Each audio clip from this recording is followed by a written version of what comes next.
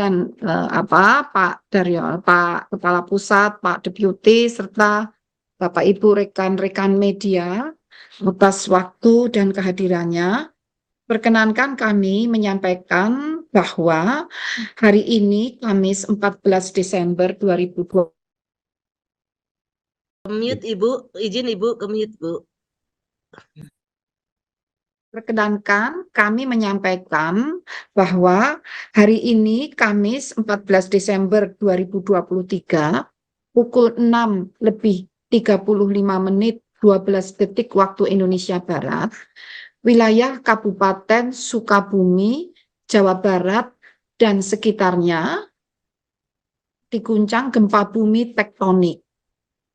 Hasil analisa BMKG menunjukkan bahwa gempa bumi terjadi dengan parameter kekuatan atau magnitudo 4,6, kemudian posisi dari gempa tersebut pusatnya berada pada atau episenternya berada pada lokasi 6,76 derajat lintang selatan dan 106,53 derajat bujur timur. Kedalaman pusat gempa bumi atau hiposenternya berada pada kedalaman 5 km. Kemudian perlu disampaikan bahwa dengan memperhatikan lokasi epicenter dan kedalaman hiposenternya, gempa bumi yang terjadi merupakan jenis gempa bumi dangkal, diduga akibat sesar aktif. Namun untuk hasil akhir masih harus kami lakukan kajian lebih mendalam yang didukung oleh data lapangan. Hasil analisis mekanisme sumber menunjukkan bahwa gempa bumi tersebut memiliki atau diakibatkan adanya pergeseran atau patahan geser atau strike slip. Nah, dampak dari gempa bumi ini dirasakan di Pamijahan, Kabupaten Bogor dengan skala intensitas 4 hingga 5 mmi atau dirasakan oleh banyak orang dalam rumah, di luar juga dirasakan oleh beberapa orang. Kalau gerabah tergoyang dapat pecah, jendela pintu berderik dan dinding berbunyi. Kemudian gempa dirasakan pula di Panggarangan, Bayah, Kalapanunggal, Cilograng, Bogor, Ciputat, dan Tangerang dengan skala intensitas 3 mmi. Artinya getaran dirasakan nyata di dalam rumah. Terasa seakan-akan ada truk berlalu. Gempa bumi tersebut juga dirasakan di Pelabuhan Ratu dengan skala intensitas 2 mmi. Artinya getaran dirasakan oleh beberapa orang, benda-benda ringan yang digantung bergoyang. Nah, namun hingga saat ini belum ada laporan mengenai kerusakan bangunan sebagai dampak gempa bumi tersebut. Kemudian dari peta ini kita lihat, Ibu Bapak, guncangan dirasakan tersebar ya tadi, yang berwarna biru muda itu intensitasnya kurang dari 3 mmi. Nah, yang berwarna mohon maaf yang biru muda itu intensitasnya adalah saya ulangi 4 mmi yang berwarna biru muda yang di bagian epicenter dan sekelilingnya. Kemudian yang berwarna biru lebih tua, sebarannya lebih melampar, meluas, hampir di seluruh wilayah Jawa Barat dan Banten. Berwarna biru lebih tua, menunjukkan intensitas guncangan 2 hingga 3 mmi. Nah, Ibu Bapak perlu disampaikan. Ibu, mute. Mute Ibu, Ibu. mute. Mohon izin Ibu. Bu KB. Ibu Bapak, perlu disampaikan bahwa hasil monitoring BMKG sejak tanggal 6 Desember hingga 14 Desember 2023 sampai pukul 7:51 waktu Indonesia Barat sudah terjadi gempa bumi di area di epicenter, sekitar epicenter yang terjadi saat ini sebanyak 55 kali dengan magnitudo terbesar adalah hari ini 4,6 dan magnitudo terkecil 1,7. Jadi lokasi di sekitar epicenter memang selama beberapa hari terakhir ini telah mengalami guncangan-guncangan gempa sebanyak 55 kali, meskipun yang dirasakan hanya 4 kali yang ada bintangnya itu yang dirasakan. Dan gempa susulan pun terlihat di situ sudah terjadi 4 kali, ya, 2,2, 2,1, ya, maaf 2,2, 2,4, 2,1 dan 2,4.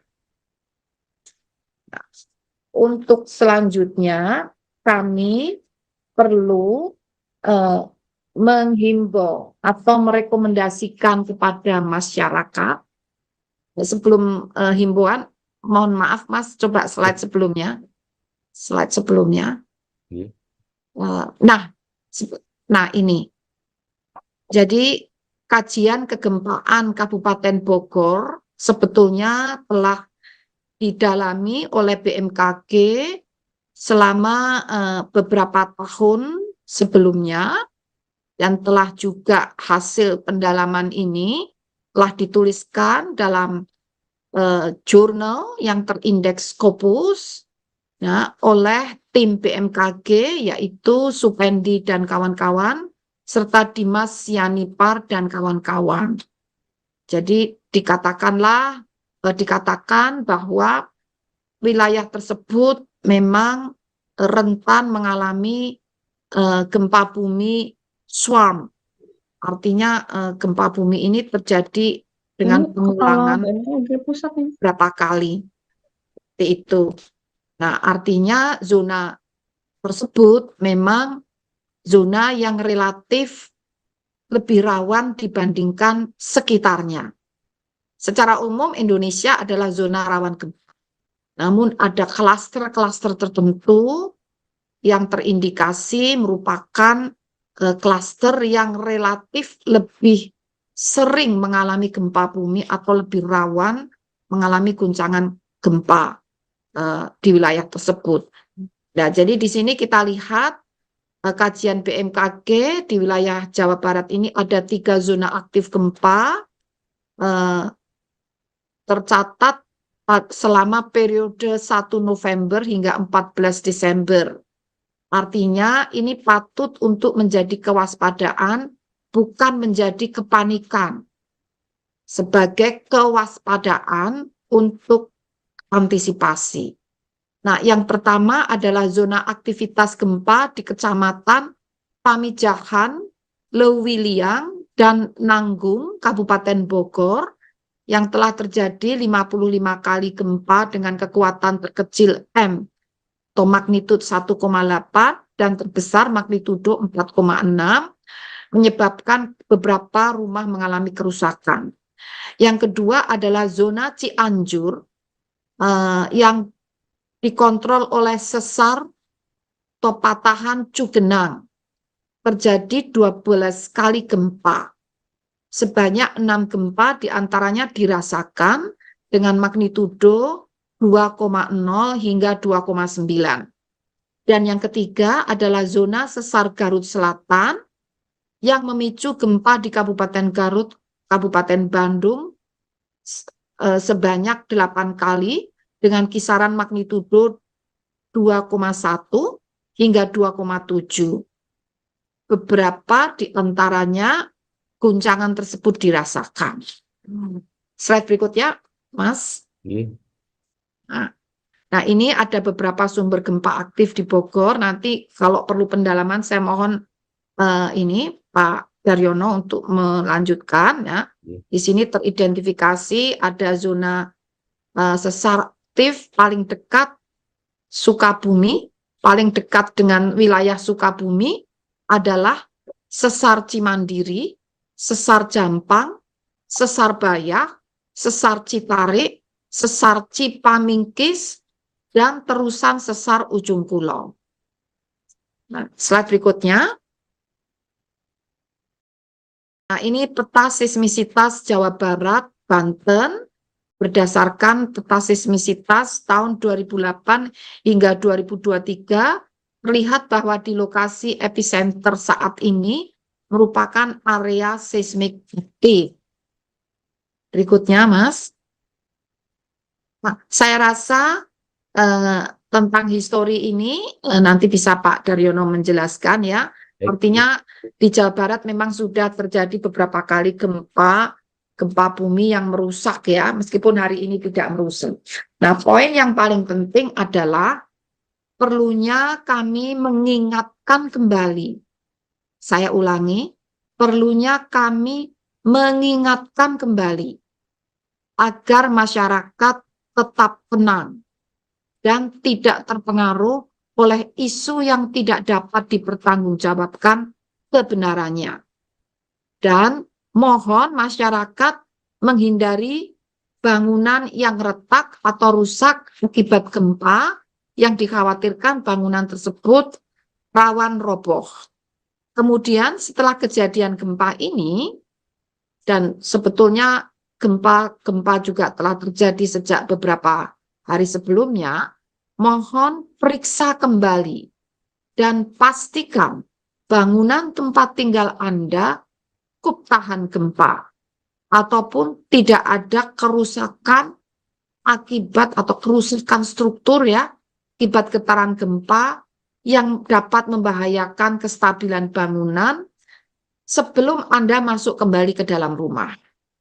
Kemudian pastikan juga informasi resmi hanya bersumber dari BMKG yang disebarkan melalui kanal komunikasi resmi yang telah terverifikasi melalui berbagai kanal, baik melalui sosial media, Instagram, Twitter, @info-bmkg, melalui website www.bmkg.go.id atau Inatius BMKG Go.id, melalui channel Telegram Inatius _BMKG, atau melalui mobile apps baik iOS atau Android, yaitu WRS BMKG atau Info BMKG.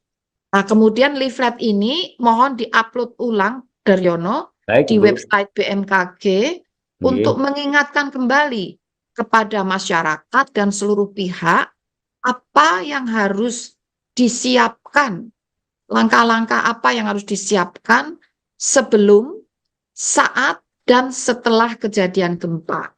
Sebagai contoh di sini ya, sebelum terjadi gempa, kunci utama adalah mengenali apa yang disebut gempa bumi. Korban umumnya disebabkan oleh runtuhan bangunan ataupun perabotan, atau dapat akibat kebakaran dan akibat longsor ataupun akibat kepanikan. Maka pastikan bahwa struktur dan letak rumah Anda dapat terhindar dari bahaya yang diakibatkan lanjut oleh gempa bumi. Seperti letaknya, rumahnya kokoh, tapi letaknya jangan dekat dengan lereng atau tebing yang rawan longsor. Jadi pastikan bangunan rumah Anda cukup jauh dari longsor, dari rekaan tanah, atau dari hal-hal yang membahayakan lainnya. Kemudian juga kenali lingkungan tempat Anda bekerja dan tinggal, yaitu perhatikan letak pintu, lift, serta tangga darurat, saat terjadi gempa dan setelahnya, jangan gunakan lift lebih dahulu, tetapi pilihlah tangga darurat. Jadi pastikan Anda mengetahui posisi tangga darurat itu ada di mana dan jalan menuju tangga darurat harus bebas dari hambatan. Kemudian harus mengetahui tempat yang paling aman untuk berlindung sebelum Anda merasakan adanya gempa. Saat kondisi masih aman, pastikan sekitar mana posisi atau tempat yang paling aman untuk berlindung.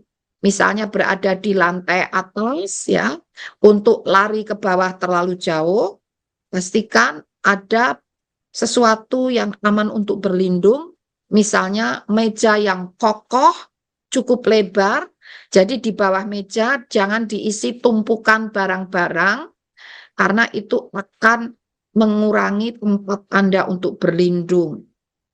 Kemudian belajar melakukan pertolongan pertama pada kecelakaan dan juga melatih bagaimana menggunakan alat pemadam kebakaran serta mencatat nomor telepon penting kedaruratan yang harus segera dihubungi.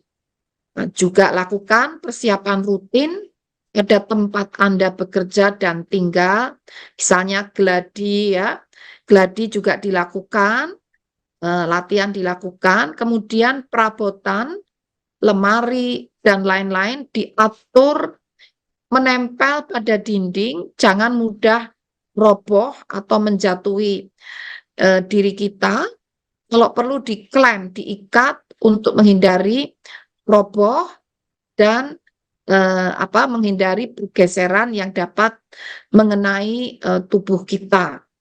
Kemudian menyimpan bahan yang mudah terbakar pada tempat yang tidak mudah pecah agar terhindar dari kebakaran, serta selalu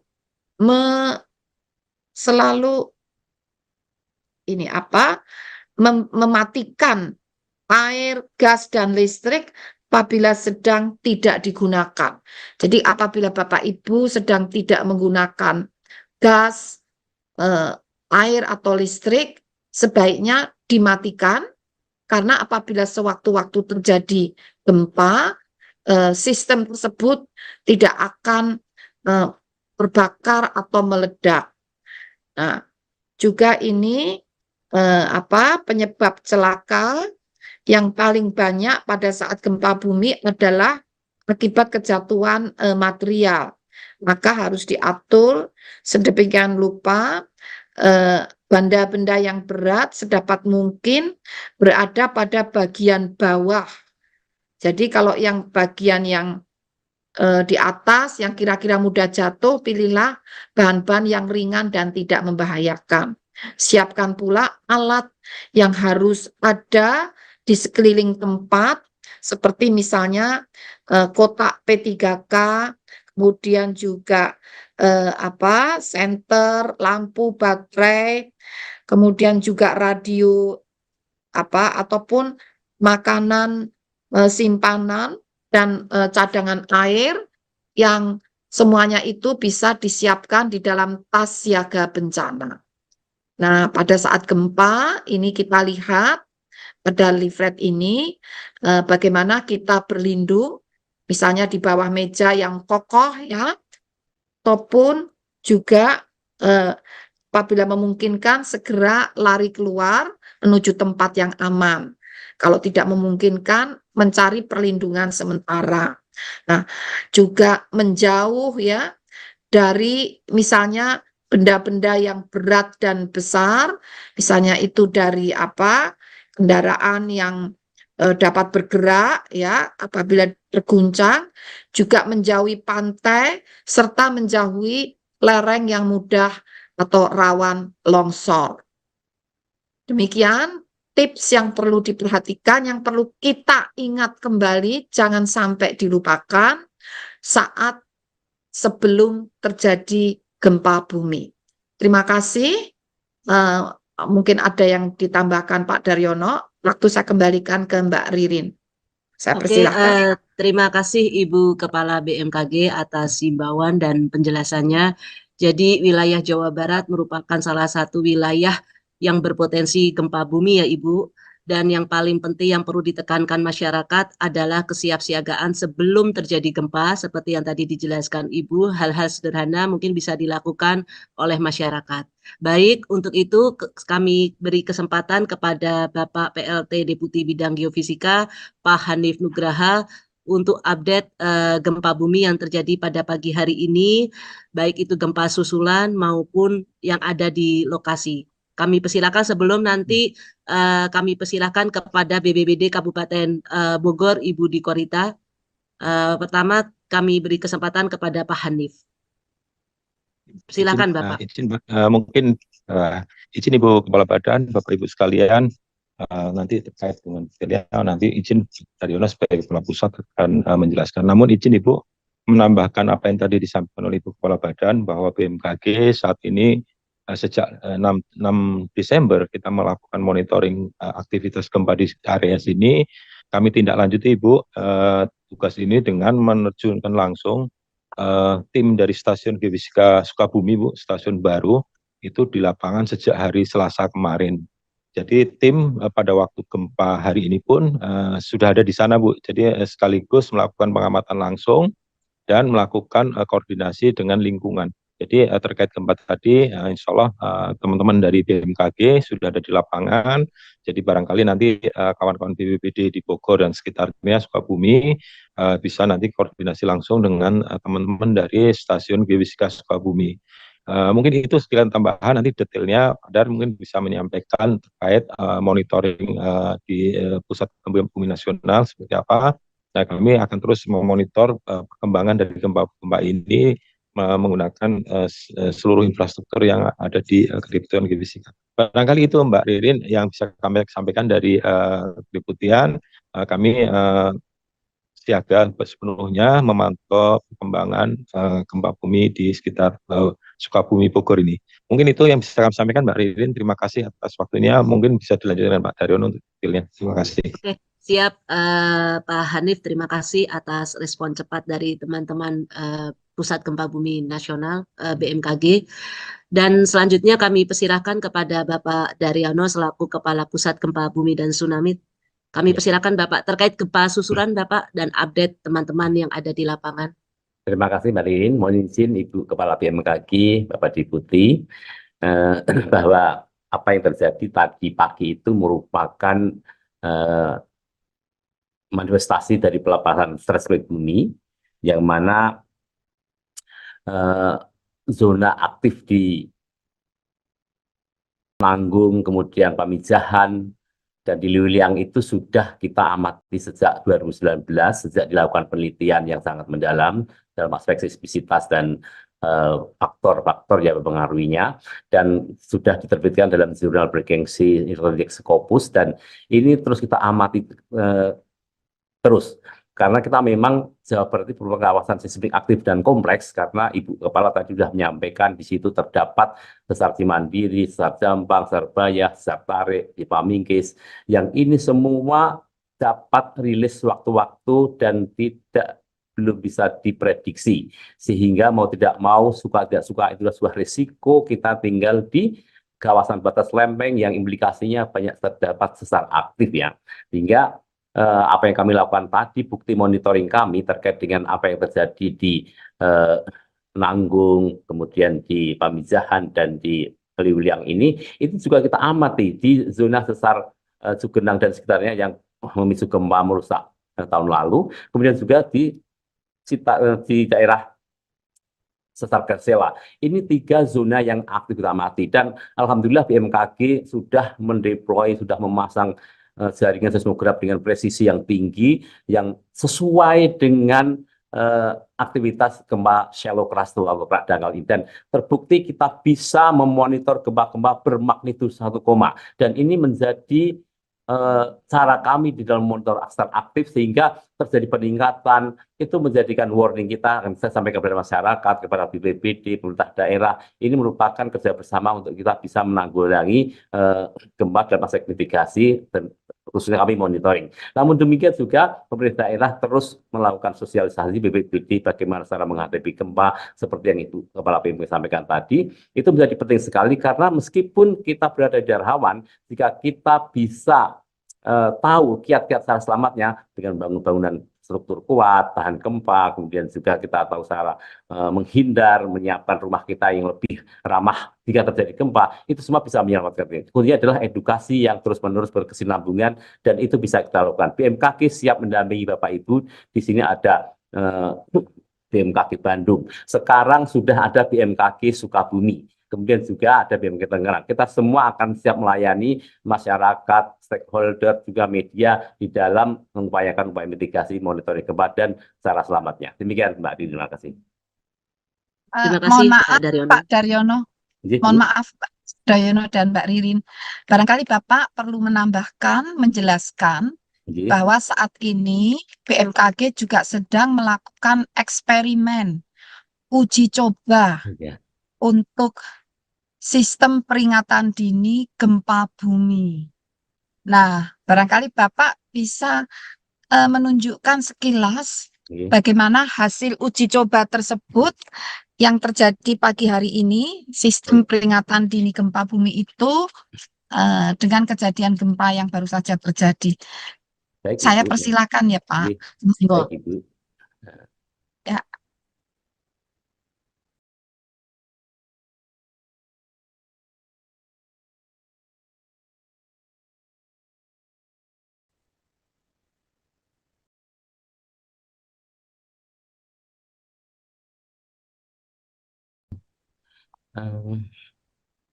Mohon izin Pak Hanif, Pak Deputi, apakah Bapak bisa men-share karena ternyata ada permasalahan di media di laptop saya? Sebentar. Ya. Sambil mungkin gini, saya cari dulu Pak. Oke. Mungkin sambil menunggu ya, sambil menunggu perlu Ya. dijelaskan kepada media bahwa BMKG ini sudah tahun keberapa ya? Tahun kedua kalau nggak salah ya, sedang melakukan uji coba eksperimen untuk sistem peringatan dini gempa bumi. Konsepnya adalah menggunakan selang waktu datangnya gelombang primer gempa bumi yang datang, gelombang primer itu datangnya awal, tapi tidak menimbulkan guncangan, lalu selang beberapa detik, baru datang gelombang sekunder.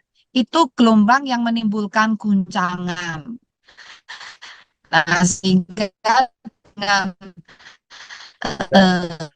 Izin Ibu, suaranya tidak jelas Ibu. memanfaatkan waktu gelombang primer dan sekunder tersebut, maka kita bisa mendapatkan kesempatan beberapa detik, ya beberapa detik, bisa sampai 10 detik. Kalau di Jepang itu bisa sampai 10 detik sebelum terjadi guncangan, kita sudah mendapatkan peringatan dini, sehingga waktu 10 detik itu dapat dimanfaatkan untuk berbagai langkah pengamanan, misalnya secara otomatis menutup klep-klep gas atau katup-katup aliran zat yang berbahaya, atau juga kita dapat lebih siaga 10 detik sebelum guncangan. Nah, ini hasil eksperimen ini belum final, Aku ada dua. belum final. Pak Daryono, izin Pak Daryono. Belum final, sehingga kami belum dapat mengoperasikan secara meluas. Namun kami perlu melaporkan hasil pagi hari ini. Nampaknya ada hal yang akan disampaikan oleh Pak Daryono. Monggo Pak Daryono akan menyampaikan sesuatu. Saya persilakan, itu tayangannya sudah muncul. Dalam akan menyampaikan slide. Mbak Fauzi, tolong saya diberi share untuk share screen. Udah Pak Dar. Yang dari BMKG. Udah Badar. Lihat Mbak Ririn ya. Ada Daryono 2. Sudah masuk, Sudah, Mas. sudah. Oh, nggih. Sudah. Dari Sudah. tadi itu. Daryono Mungkin izin Ibu menambahkan barangkali Ya. sebelum Mas Pak Andi, Dar silakan, gimana? Ibu. menjelaskan Ibu. Jadi ini adalah aplikasi yang memang sedang kami lakukan riset di internal Deputi Fisika. Memang tadi pagi aplikasi ini berfungsi, Bu. Intinya pada saat aplikasi ini ada di handphone kita semua, itu akan menunjukkan waktu dan jarak dari handphone kita ke sumber gempa. Kebetulan pagi tadi ini tercatat di handphone di sekitaran Kemayoran dengan jarak sekitar 73 km dari pusat gempa dan dengan jarak 73 Berapa km detik sebelum dari guncangan, gempa. Mas? Betul, ya, Bu. Jadi Munculnya berapa kita detik sebelum menerima guncangan? 6 detik, Ibu. Jadi kalau 6 di detik ya? Kemayoran kita merasa 6 detik setelah kejadian gempa itu akan gelombang esnya tercatat di handphone kita sekitar 6 detik. Jadi memang ini sedang kita kembangkan dan memang kami izin Ya. Bapak Ibu dari media massa belum kita rilis secara luas karena memang ini masih tahap riset dan cukup memberikan informasi yang bagi teman-teman di PGT. Barangkali monggo Pak Dar ditambahkan apa yang kita sedang Ya, artinya, kita lakukan kolaborasi ini. Iya, Iya. maaf. Artinya itu saat terjadi gempa yang merambat adalah gelombang primer dan perlu waktu 6. Jadi gelombang primer itu sudah tertangkap oleh sistem 6 detik sebelum gelombang sekunder yang mengguncang itu terasa. Begitu, Pak? Betul, Apakah Ibu. seperti itu? Betul. Oke, monggo Mas Daryono bisa Pak Dar bisa menjelaskan. sampaikan. Gimana izin Ibu Kepala, Pak Deputi, bahwa Bapak-Ibu sekalian, bahwa saat ini BMKG sedang mengembangkan sistem Indonesia Earthquake Early Warning System. Jadi sistem peringatan dini gempa bumi. Ini bukan prediksi, bukan, tapi kita akan mendapatkan informasi waktu tiba gelombang shear. Nah, gelombang shear itu memiliki karakteristik destruktif karena arah rambatnya itu tegak lurus dengan arah rambatnya. Jadi goncangan gempa itu ada 2 utamanya. Yang pertama kali datang adalah gelombang premier atau pressure, menekan. Kalau beberapa detik kemudian akan muncul gelombang shear, geser. Nah, 2 gelombang ini yang memiliki karakteristik destruktif, bisa merobohkan rumah, itu adalah gelombang shear yang datang beberapa detik setelah gelombang pressure.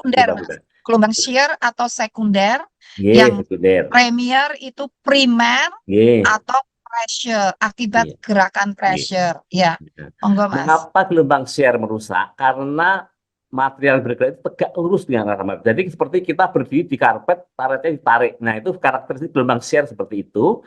Dan BMKG saat sudah membangun seperti yang dioperasikan di Jepang. Ya. Jadi ini adalah tampilan screenshot peralatan kami tadi di handphone bahwa 5 detik lagi akan datang gelombang shear yang karakteristiknya destruktif. Nah, artinya goncangan itu akan kita rasakan lebih kuat 5 detik lagi. Nah, ini nanti akan bermanfaat jika gempa ini berkekuatan besar ya. Dan ini bisa kita instalasi di kereta cepat, kemudian stop instrumen, respon instrumen di perusahaan-perusahaan petrokimia, perusahaan gas, dan bahkan masyarakat bisa menginstalasi untuk operasional kendaraan yang memiliki kecepatan tinggi. Dan ini juga bisa digunakan untuk upaya mitigasi yang Ibu sampaikan tadi setelah terjadi gempa. Kita ada 6 menit lagi ada guncangan kuat. Kita bisa mencari tempat yang strukturnya kokoh atau furnitur yang kuat atau tempat berlindung di rumah yang bisa kita rasa itu akan melindungi. Kita segera ke situ. Jadi ini sangat penting sekali nanti untuk upaya mitigasi secara selamat. Sehingga ketika datang guncangan besar pada menit kesekian, detik sekian, itu kita sudah berada di tempat yang aman. Kemudian industri yang rawan terjadi ledakan sudah shutdown, kereta api cepat sudah berhenti, sehingga ini memberi manfaat yang besar. Demikian Ibu Matur nuwun. Monggo Mbak Ririn. Oke, terima kasih Pak Daryono, Ibu Kepala BMKG dan Pak Hanif. Jadi kami tekankan kembali Pak Daryono, izin. Berarti ini yang terkait IUS Indonesia Earthquake Early Warning System ini bukan peringatan dini gempa ya Pak ya? Berarti bukan gempa diprediksi, bukan ya Pak ya? Bukan. Bukan. Jadi mohon teman-teman media dan masyarakat jangan salah. Mohon maaf saya, mohon maaf Mbak, mohon maaf. Ya, Jadi kan INA Earthquake Early Warning System. Berarti bahasa Indonesianya sistem, warning itu artinya peringatan, early itu artinya dini. Berikutnya earthquake. Jadi kalau kita bahasa Indonesiakan adalah sistem peringatan dini gempa bumi oleh Indonesia. Jadi ini sistem peringatan dini. Yang bukan adalah prediksi. Jadi bukan sistem prediksi gempa, bukan, tapi sistem peringatan dini. Dengan memanfaatkan perbedaan datangnya dua gelombang primer yang Pak Daryono sebutkan premier atau pressure, dan dengan gelombang sekunder yang disebut Pak Daryono adalah shear atau apa tadi? Ya shear ya, sekunder atau shear. Itu. Jadi ini adalah sistem peringatan dini, tapi bukan prediksi. Itu ya. Jadi kayak tsunami, sistem peringatan dini tsunami, ini sistem peringatan dini gempa bumi. Namun belum proven, masih dalam tahap uji coba, eksperimen, sehingga belum dapat kita terapkan seperti halnya sistem peringatan dini tsunami. Jadi masih diuji coba. Demikian. Ya, baik, Ibu Kepala BMKG, clear Ibu. Jadi supaya tidak ada simpang siur di tengah-tengah masyarakat, jadi gempa sampai saat ini juga belum bisa diprediksi. Baik, izin Mbak Ririn, gempanya sudah terjadi. Oke. Hanya kalau goncangannya belum sampai. Oke, berarti goncangan ya Pak ya. Oke, siap.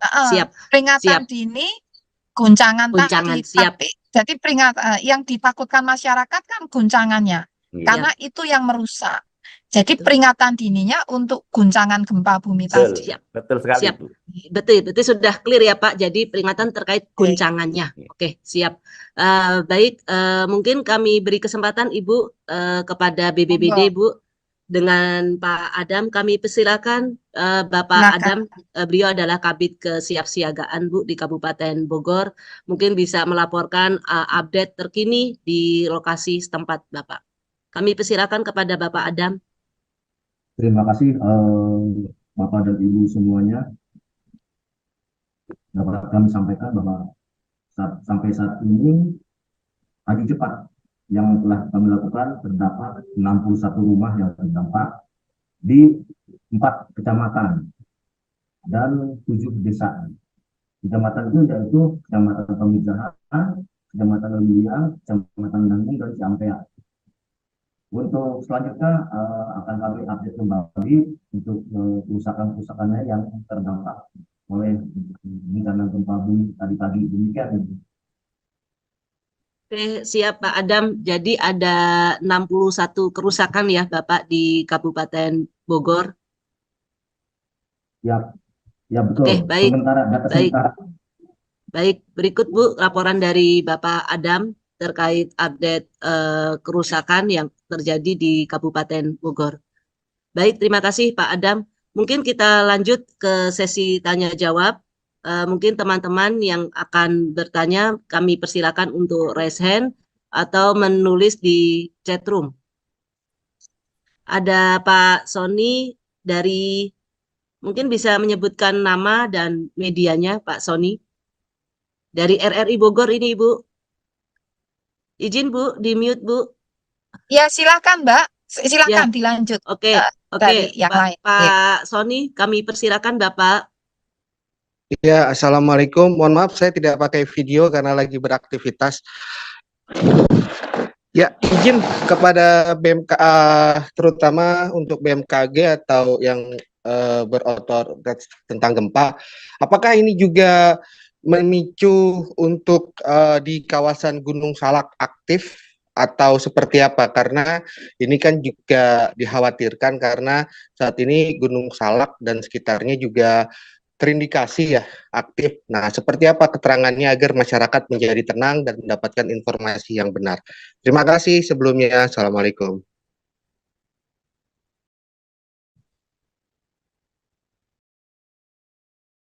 Mas.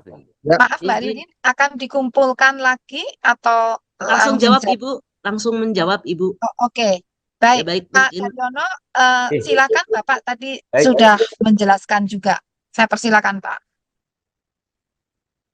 Terima kasih Ibu Kepala bahwa apa yang terjadi di Bogor ini, kalau hasil penelitian tim ahli kami tahun 2019 itu mengindikasikan bahwa ini aktivitas SWAM. Aktivitas SWAM itu memiliki kaitan dengan aktivitas vulkanisme di bawah permukaan.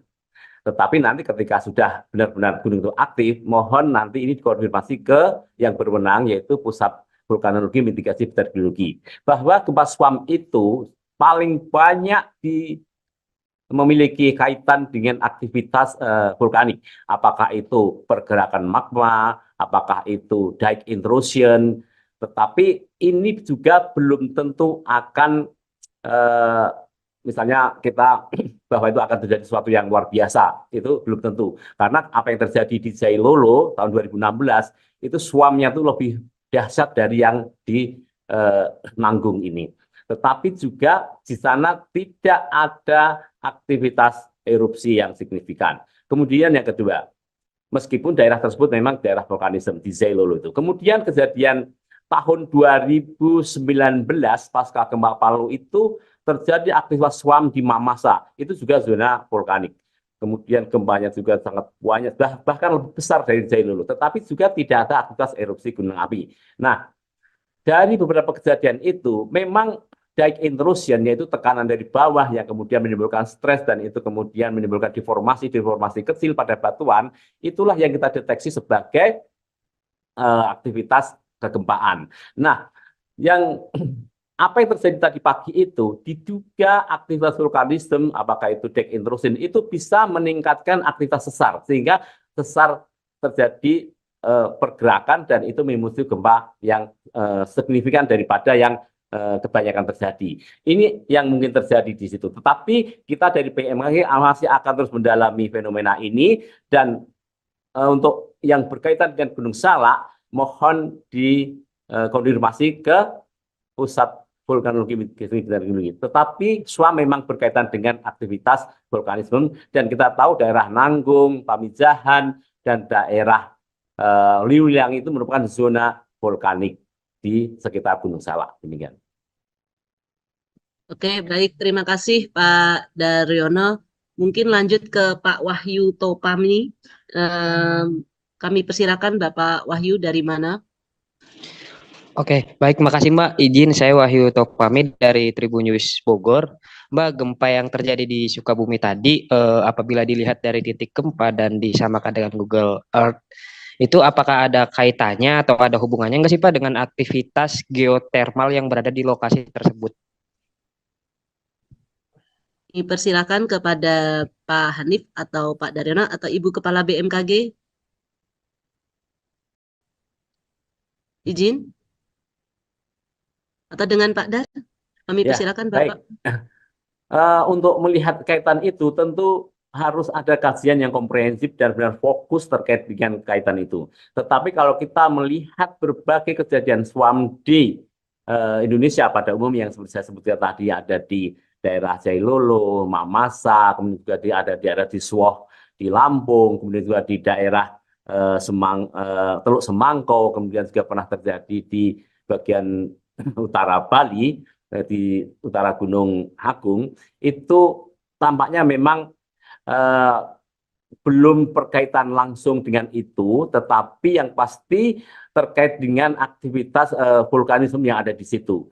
Saya tidak menyinggung geothermal atau eksplorasi segala macam, tapi yang pasti tidak ada geothermal pun aktivitas SWAM bisa terjadi jika mekanisme yang ada di bawah permukaan itu memungkinkan untuk terjadi peningkatan tekanan magma, kemudian atau tekanan deck intrusion, kemudian menimbulkan tegangan, kemudian terjadi stres, melampaui batas elastisitas untuk terjadi elastik, kemudian failure, kemudian terjadi patah batu di situ.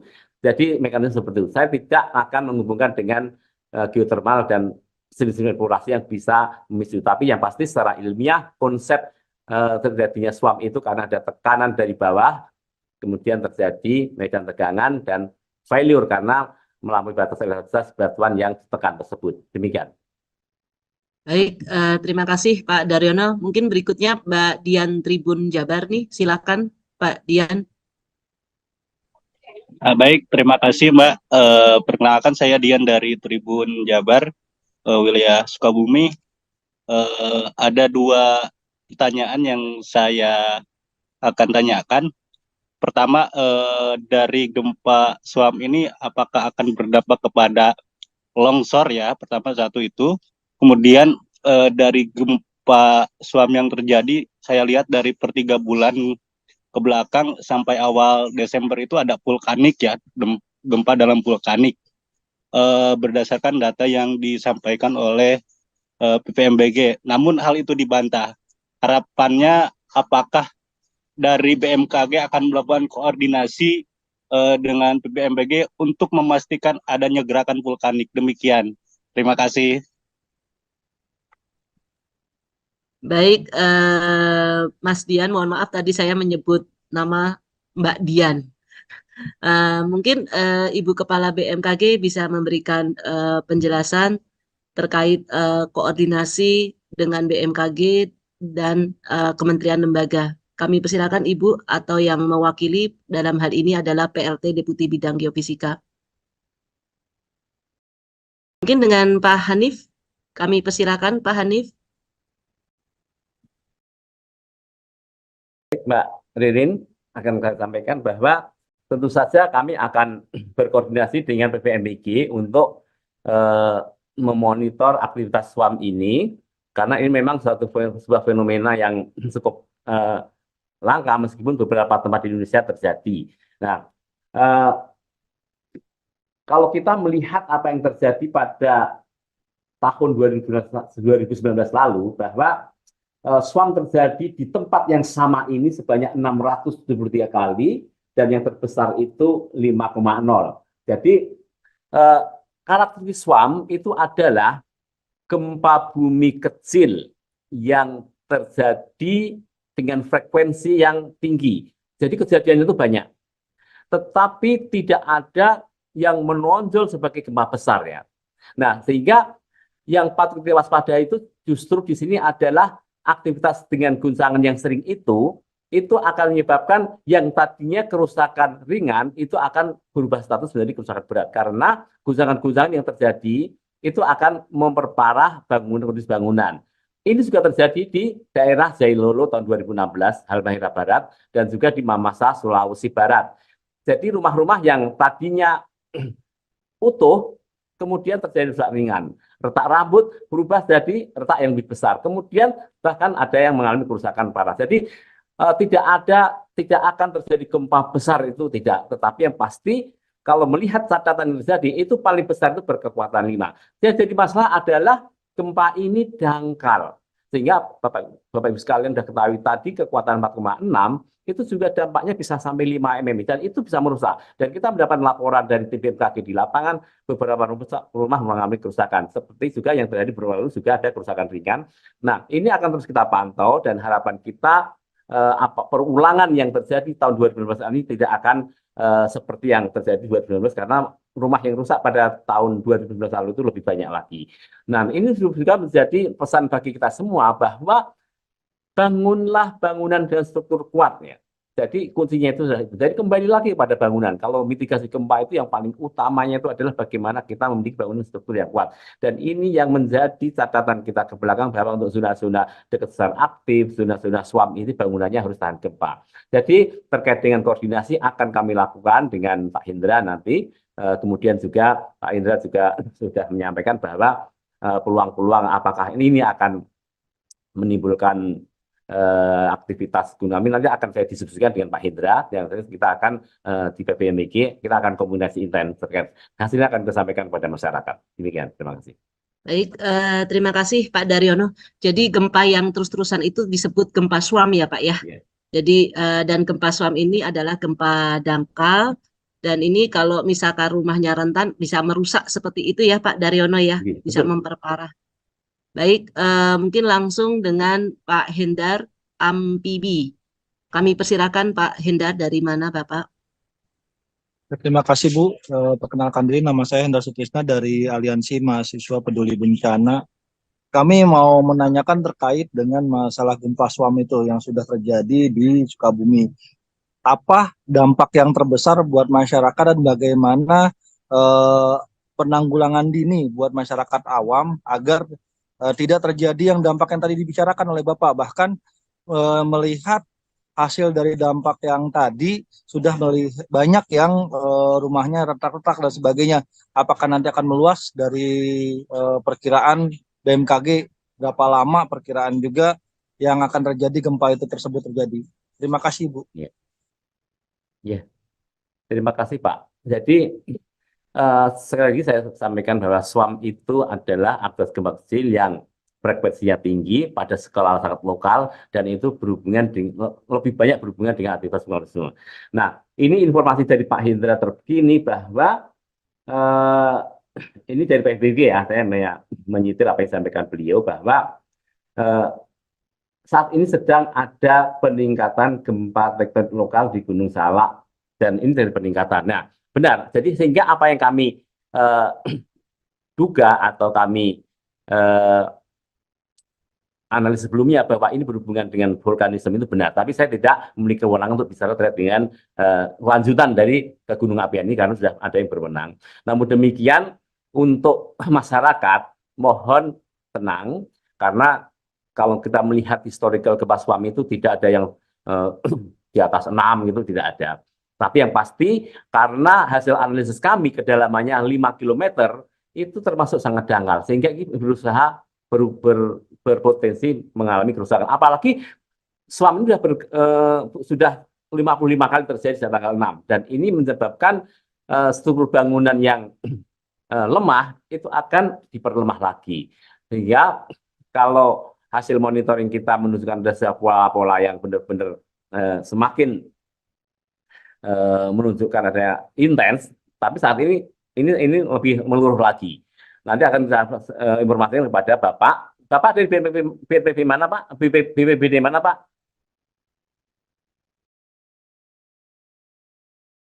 Nanti akan kami pertemukan dengan tim kami di lapangan. Ini Pak Agung Saptasi ada nggak di grup ini, di Zoom ini? Izin Pak Kapus, kehilangan sinyal yang sedang di lokasi Pak. Oke, ya. Jadi seperti itu. Jadi karakteristik SWAM itu memang menimbulkan tekanan psikologis karena memang ini akan mengguncang sehingga masyarakat merasa seperti di teror gitu ya. Sehingga masyarakat juga perlu kita tenangkan. Nanti kami akan kirim tim ke sana untuk memberikan sosialisasi terkait dengan fenomena ini sehingga masyarakat bisa lebih tenang. Akan kami kirim tim ke daerah Nanggung, kemudian juga Pamijahan dan di daerah Lewiliang.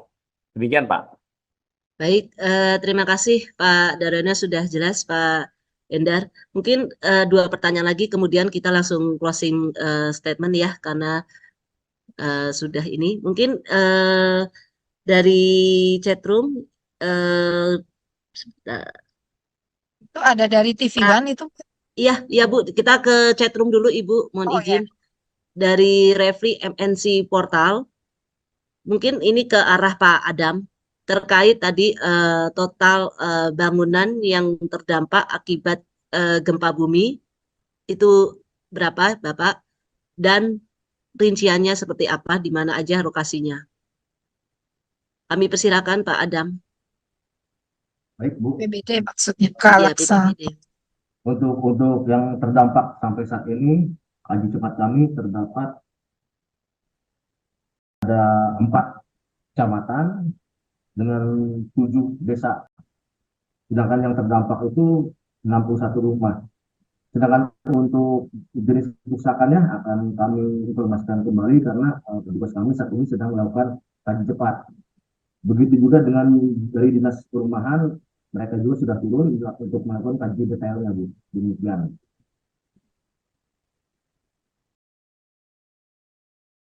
Baik, terima kasih Pak Adam. Berarti ada laporan kerusakan ya Bapak? Ada, Bu. Dan itu didominasi di Kabupaten Bogor, seperti itu Pak Adam?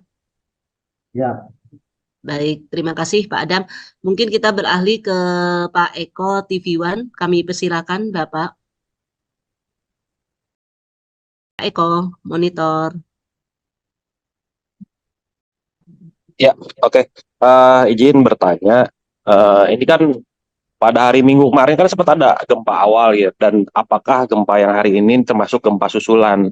Karena di beberapa wilayah, terutama di Desa Purwabakti, Kecamatan Pamijahan itu, memang beberapa waktu lalu BPBD sempat bikin posko di situ. Tapi karena sekiranya warga menganggap itu sudah aman, akhirnya mereka kembali ke rumah dan akhirnya terjadi lagi gempa untuk hari ini. Nah, apakah ada potensi gempa susulan atau gempa yang serupa di beberapa hari ke depan, mengingat warga sendiri secara psikologis mereka trauma, tapi menganggap ini sudah aman, mereka kembali rumah ternyata terjadi lagi. Nah, apakah dari BMKG sendiri ada bisa memprediksi apakah akan terjadi gempa serupa atau dalam bentuknya gempa susulan, dan himbauan kepada warga seperti apa? Itu sih cukup. Terima kasih. Baik, terima kasih Pak Eko. Mungkin dengan Ibu Kepala BMKG kami beri kesempatan Ibu. Baik, terima kasih. Sebetulnya tadi Pak Daryono sudah menyinggung hal itu ya. Mohon Bapak menjelaskan sekali lagi terkait gempa-gempa swarm tersebut. Saya persilakan Pak Daryono. Baik Ibu Kepala. Gempa swarm itu adalah salah satu tipe gempa. Ahli Jepang Mogi tahun 1963 itu menyatakan bahwa 3 tipe gempa itu hanya 3.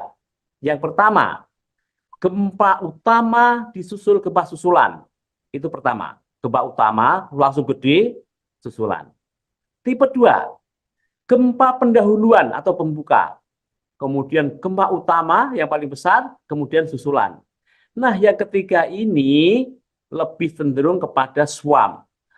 Rata-rata. Jadi boleh dikatakan tidak ada main shock, tidak ada foreshock, tidak ada aftershock, tidak ada pembuka, tidak ada yang utama, dan tidak ada susulan. Tapi ini yang terus-menerus terjadi karena memang karakteristik sumbernya tidak seperti gelombang gempa yang sharing murni, bukan itu. Tapi banyak sekali tekanan-tekanan yang menekan sumber stres itu, dan retaknya itu kecil-kecil tapi banyak karena memang zona yang tertekan ya, kemudian juga tidak bisa keluar, dan kalau di situ ada sesar kecil saja itu bisa terbangun dan dia akan aktif. Jadi seperti itu. Nah, kalau dengan trennya, kalau hari ini masih 4,6, itu nanti ke beberapa hari ke depan masih ada. Sehingga ini yang perlu kita waspadai. Namun demikian, Bapak Ibu sekalian, dari berbagai kasus swarm di Indonesia dan di dunia, itu tidak ada yang menimbulkan gempa besar. Tetapi yang perlu diwaspadai adalah karena guncangannya ini sering, maka bangunan yang strukturnya lemah akan mengalami kerusakan ringan, kemudian karena terus digoyang terus maka akan berubah bisa jadi kerusakan berat terjadi. Itu yang terjadi di Jailolo dan di Mamasa tahun 2016 dan 2019 pasca gempa Palu. Jadi memang ini adalah fenomena alam yang harus kita pahami dan kenali, sehingga kita harus juga memiliki kesungguhan di dalam upaya mitigasi secara selamat dari gempa. Demikian Ibu. Oke, baik. Terima kasih Pak Daryono. Mohon maaf, artinya kemungkinan masih akan terjadi gempa-gempa lagi. Karena ini kan swarm, dan tadi 4,6 ya, masih akan terjadi. Namun kemungkinan besar tidak akan melompat sampai katakan 6 atau 5,9 gitu ya, tidak akan melompat seperti itu. Sehingga poinnya dengan diinformasikan semacam ini, masyarakat mohon lebih paham dan tidak panik. Yang paling penting menyiapkan konstruksi bangunan rumah masing-masing Kira-kira kalau akan digoyang-goyang lagi, goyang-goyangan lemah ya ini ya, goyangannya lemah, cuma sering dan kemungkinan masih akan berlangsung beberapa hari lagi. Nah, ini agar bangunannya dipastikan cukup kokoh ya. Kalau ada yang kurang kokoh, segera diperkuat. Semacam itu, Pak Daryono. Iya, solusinya baik, hanya itu, makasih. Ibu. Ya, makasih Pak Daryono. Mbak Ririn, monggo. Terima kasih Budi Korita dan Pak Daryono. Ini mau saya tutup ini Bu, tapi ada raise hand satu lagi ya teman-teman. Saya kasih kesempatan untuk raise hand nih Pak Partomi. Jadi mungkin ini Bu ada yang mau tanya juga terkait gempa susulan nih Bu. Jadi update gempa susulan yang pada kejadian pagi hari ini. Jadi kalau kami bisa ambil kesimpulan bahwa gempa susulan itu berbeda dengan gempa swarm gitu ya Bu ya. Suami ya Pak Ini ya Pak yang Daryono. terjadi hari ini itu gempa swarm. Itu gempa swarm. Pak Baik Daryono, Ibu, jadi ya, Pak sudah Daryono tadi dikliarkan. menjelaskan demikian. Nah, Oke, baik. artinya setelah kejadian 4,6 masih akan terjadi gempa-gempa lagi. Oke, Ya mau siap. dikatakan susulan ya monggo lah ya, artinya masih akan terjadi gempa-gempa lagi dalam konteks ini tipenya swarm. Artinya kekuatannya secara teori itu lemah ya. Insya Allah tidak akan melompat sampai 6 atau ya yang sangat merusak begitu. Insya Allah ini gempa lemah ya. Namun meskipun lemah, kalau rumah kita tidak disiapkan, digoyang berkali-kali meskipun lemah, kan bisa juga membahayakan. Jadi mohon diwaspadai di rumah kita kalau sudah ada retakan segera diperkuat gitu ya. Karena retak itu kalau digoyang berkali-kali meskipun lemah kan lama-lama melonggar dan akhirnya bisa juga menjadi rusak atau roboh. Demikian, Mbak. Oke, baik. Terima kasih Ibu Dikorita sudah clear. Mungkin dengan Pak Aseng kami beri kesempatan satu saja Pak Aseng. Kami persilakan Bapak. Mohon izin tidak menyalakan video karena lagi berkegiatan di luar ruangan. Izin bertanya, dari terjadinya beberapa rentetan gempa ini, kita kan sudah tahu nih di Sukabumi sudah adanya sesar Cimandiri yang diprediksi juga ada gempa megatrust kan Sukabumi. Nah, dari rentetan gempa ini yang beberapa kali ini yang sering terjadi beberapa hari ini, akankah dapat memicu terjadinya pergerakan lagi lempeng yang ada di sesar Cimandiri ataupun membangunkan sedikit menggoyang megatrust tersebut. Sekian dari saya, mohon jawabannya. Baik, terima kasih Pak Aseng. Kami persilakan kepada Ibu Dikorita atau dengan Pak Daryono. Ya, sekalian itu Pak Partomi ya, Pak Partomi, kami persilakan. Setelah itu sudah ya Bu. Ya, baik. Ya, baik. Silakan. Pak Partomi, Baik. kami persilakan. Terima kasih. Kami dari Kompas TV Sukabumi. Dari pengalaman saya mengikuti gempa di tahun 2000 di Bengkulu dan di Padang juga di Aceh. Gempa yang paling mendasar ini kan terjadi di Cianjur setelah saya di Sukabumi, yaitu pada tahun lalu. Hanya 5,7 ya, tapi karena di darat. Nah, dengan gempa tadi pagi 4,7 lumayan. Ternyata ada beberapa rumah di Kebandungan dan di daerah Lebak yang dekat Antam sana itu mengalami kerusakan. Gempa yang seperti ini, apakah itu akan menimbulkan runtuhan-runtuhan seperti sampai sekarang pun Cianjur juga masih gempa-gempa, kemarin juga 2,6 juga besar kalau dibilang 4,6 Ibu bilang kecil itu ya dirasakan karena di tanah ini kenceng gitu loh, merusaknya lumayan. Kemarin juga di Cianjur 2,6 itu ada rumah-rumah yang bekas-bekas yang sudah rusak itu tambah rusak gitu loh. Nah, ini apakah dengan adanya kemarin penutupan Gunung Salak, terus ada prediksi akan ada gempa terbesar di Sukabumi yang menyebabkan tsunami besar, segala macam itu, apakah ini rentetan-rentetan seperti ini jadi gimana untuk mewaspadainya gitu? Demikian. Baik, terima kasih. Langsung kita jawab saja ya. Jadi kalau dari segi magnitudonya 4,6, 3, 2 itu magnitudonya kecil. Yang kecil itu magnitudonya. Namun dampak guncangannya cukup sudah terbukti ada beberapa gempa dengan magnitudo 4, tapi sangat antara lain karena posisinya ada di darat. Kedalamannya sangat dangkal. Tadi hanya berapa? 16 km ya, Mas? 5 km, Ibu. Oh, hanya 5 km. Wah, itu sangat terasa. Meskipun kecil. Kecil itu magnitudonya.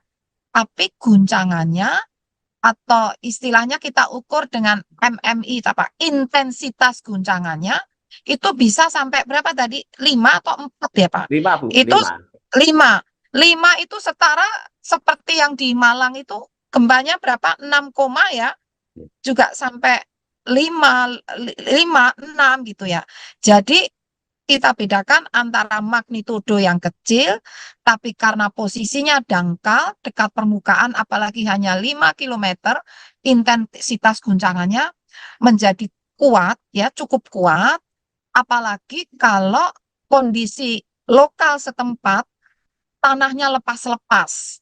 Tanahnya loose, itu juga getaran atau guncangannya semakin kuat. Apalagi sudah tanahnya loose, gempanya dangkal, dan bangunannya berada di dekat lereng. Nah, itu amplifikasi. Jadi istilahnya kuat, rasa guncangan kuat itu juga ada pengaruh selain posisi kedalaman pusat gempanya yang dangkal, juga ada pengaruh amplifikasi penguatan dari kondisi tanah dan topografi setempat. Nah, artinya kita tidak boleh menyepelekan.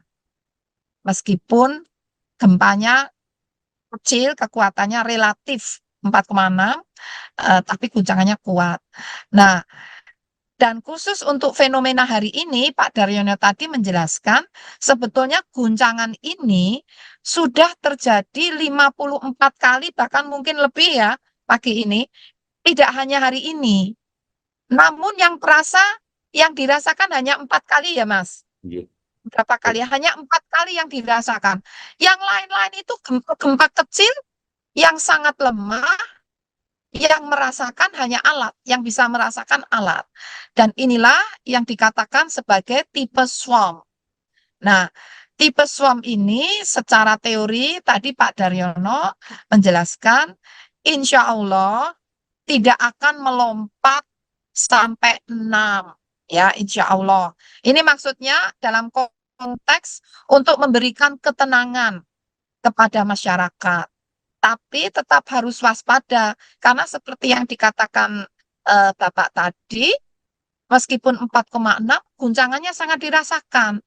Dan itu kalau rumahnya tidak tahan gempa, terbukti di Banjarnegara yang roboh ratusan ya Pak ya. Yang roboh ratusan. Kemudian di lokasi lain juga demikian.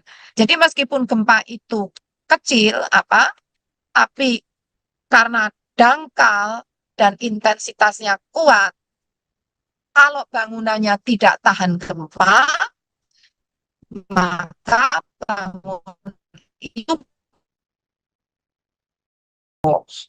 kembali ke mohon tenang, selama Bapak Ibu meyakini bangunan rumah Bapak Ibu itu cukup kuat, sudah disiapkan tahan gempa. Poinnya itu. Jadi jangan panik kalau nanti masih ada guncangan lagi, karena swarm itu masih beberapa kali terjadi guncangan lagi. Jadi siapkan konstruksi bangunannya, selalu dicek, kalau masih cukup kokoh ya oke, nggak masalah. Tapi kalau sudah retakannya itu bergeser, jadi ada retak pada dinding, retakannya memotong dalam, apalagi bergeser, itu harus segera menyingkir dari tempat tersebut sebelum bangunan itu diperbaiki. Jadi semacam itu. Lalu pertanyaannya tadi,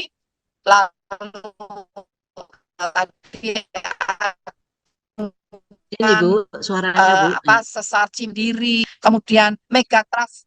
Bagaimana? Berdengar, Ya Bu, Mbak? tadi sempat terputus Terakhir? Ibu. Ya, Oke, terakhir sudah dengar terdengar Ibu. ya. Nah, lalu ada pertanyaan bagaimana dengan adanya potensi Megatrust, kemudian patahan Cimandiri, adanya tsunami ya, potensi itu. Potensi memang ada ya, potensi memang ada. Nah, tentang tumbukan dari Megatrust di selatan itu menurut para pakar ya, itu masih ada potensi dengan skenario terburuk bisa mencapai di atas 8. Artinya guncangannya pun akan terasa kuat dan dapat memicu tsunami. Nah, namun tetap sekali lagi jangan panik karena dengan kesiapan, misalnya beberapa kali dilakukan gladi evakuasi untuk tsunami. Kemudian beberapa kali diingatkan agar memperkuat konstruksi bangunannya agar tahan gempa. Itu mohon segera dipatuhi. Selama kita mematuhi dengan bangunan yang sudah memenuhi konstruksi bangunan tahan gempa, kemudian juga sudah disiapkan kesiapan untuk menghadapi tsunami, misalnya sudah dipasang sistem peringatan dini tsunami, kemudian dipasang rambu-rambu jalur evakuasi bila terjadi tsunami, letak zona yang aman ada di mana, dan harus selalu dilatih. Jadi kesiapan itu tanpa latihan juga percuma. Poinnya, kita harus lebih giat untuk berlatih dan menyiapkan baik bangunan rumahnya, zona aman, letaknya di mana sudah ditandai agar publik semuanya tahu yang aman itu menuju kemana, jalurnya jangan dirusak, rambunya jangan dirusak, peta-petanya dijaga, sirinenya jangan dirusak, mohon semuanya dipelihara yang sudah dipasang, dan mohon lebih sering latihan. Nah, itu yang ancaman dari selatan. Bisa Megatrust, bisa bukan Megatrust. Nah, yang ancaman dari darat, selain SWAM, ada patahan-patahan lainnya, yaitu misalnya sesar Cimandiri, sesar Cugenang, dan yang lain-lain. Kesiapannya adalah dengan menyiapkan konstruksi bangunan tahan gempa dan meletakkan tadi yang sudah kami jelaskan ada 3 sebelum, saat, dan setelah. Flyernya tips itu mohon disebarluaskan lagi, ada kesiapan sebelum dan saat dan setelah.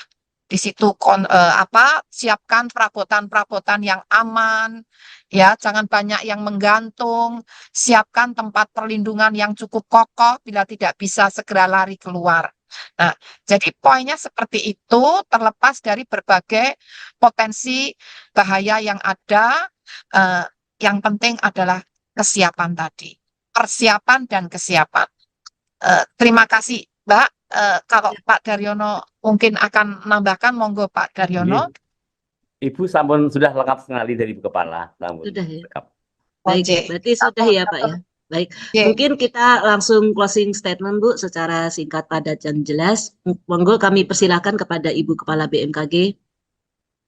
Ya, sekali lagi seharusnya di dalam SOP BMKG gempa yang kurang dari 5 magnitudonya itu tidak perlu press conference, hanya press release. Itu sudah menjadi SOP 10 tahun lebih. Tetapi hari ini kenapa kami melakukan press conference? Karena gempa yang kurang dari 5 ini ternyata guncangannya kuat. Cukup kuat ya. Dapat mencapai skala MMI 5 dan juga merusak meskipun itu kerusakan ringan. Nah, sehingga momen ini kami jadikan sarana untuk mengingatkan kembali kepada masyarakat bahwa Indonesia memang zona rawan gempa dan gempa-gempa itu masih akan terjadi dan akan berlanjut, namun kita harus berdamai dengan gempa tadi, ya, berdamai dengan gempa dengan cara apa? Baik kita tinggal di sini, tapi rumah kita disiapkan tahan gempa. Tapi sudah kita siapkan jalur-jalur evakuasi bila gempa itu memicu tsunami.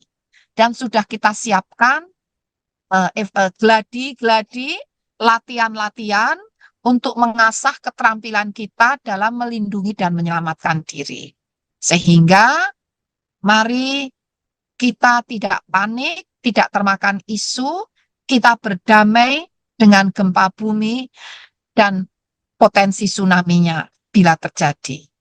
Dengan kesiapsiagaan yang lebih serius dan lebih intensif kita berlatih. Terima kasih. Baik, terima kasih kepada Ibu Kepala BMKG, Ibu Dwi Korita.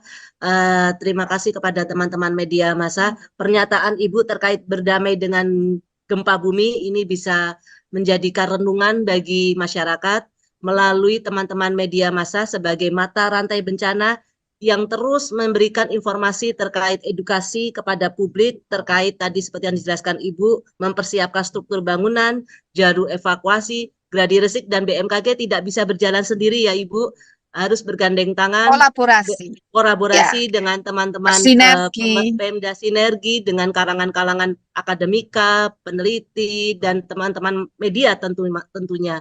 Baik Ibu, terima kasih sekali lagi atas waktu Ibu untuk memimpin kegiatan Jumpa Pers kali ini. Terima kasih kepada Bapak Hani, Bapak Daryono, serta Bapak dari BPBD Kabupaten Bogor. Saya mohon izin, Pak Adam, mohon izin lupa. Terima kasih sekali lagi. Terima kasih kepada teman-teman media massa, teman-teman dari UPT daerah, Pak Suwardi dari Stageop Tangerang. Terima kasih.